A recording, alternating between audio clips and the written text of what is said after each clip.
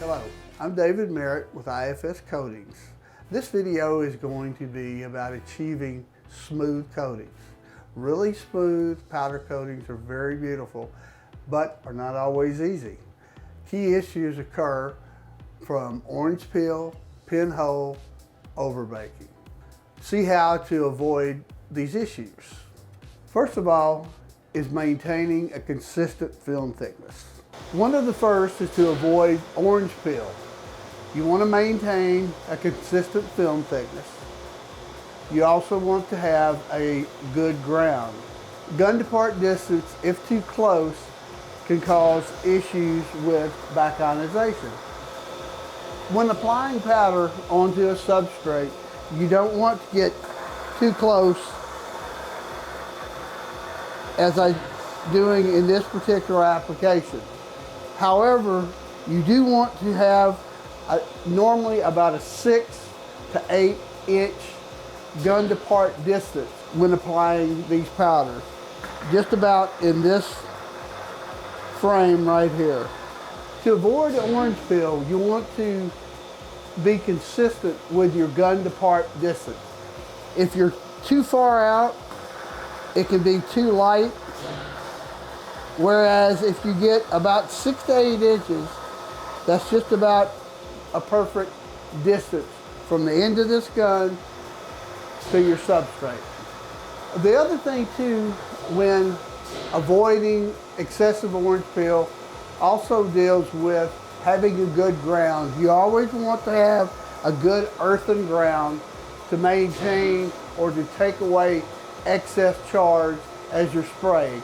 If you don't, you get into a situation called back ionization. In back ionization, you could actually have what is known as starring, or you could have a really serious orange peel effect because of the back ionization.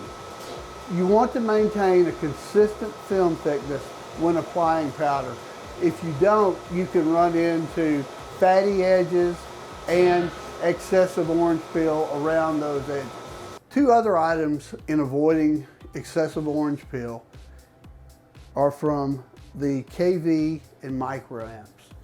When you apply, you want to be sure that you maintain a consistent kV setting and on your microamps. Otherwise, you can start running into back ionization or excessive orange peel on your parts. The next part to getting a very smooth coating is avoiding pinholes. A pinhole is a tiny indentation that can form either by contamination from other products or contamination in the air. Don't use incompatible products together or at least one after another without doing a proper clean out of the equipment. Another cause for pinholing can be either oil or water that gets into the system via the compressor. It's always a good idea to check your coalescing filters to be sure that no oil is escaping into the system. If in fact it does, this can be a long and lengthy clean out process to finally get all of the oil and water out of the system. A couple of other factors that I would also like to point out would be uneven pigmentation, which can make a coating seem not as smooth as it really is. Some of the higher chroma colors like the reds, orange, greens have a heavy loading of pigmentation, and if you're not careful, they can actually make for either orange peel. They can even have a pinholing effect if you're not careful. Overbaking white or clear coats or pale colors or even some dark and yellow or even warm colors can be an issue too as far as appearance.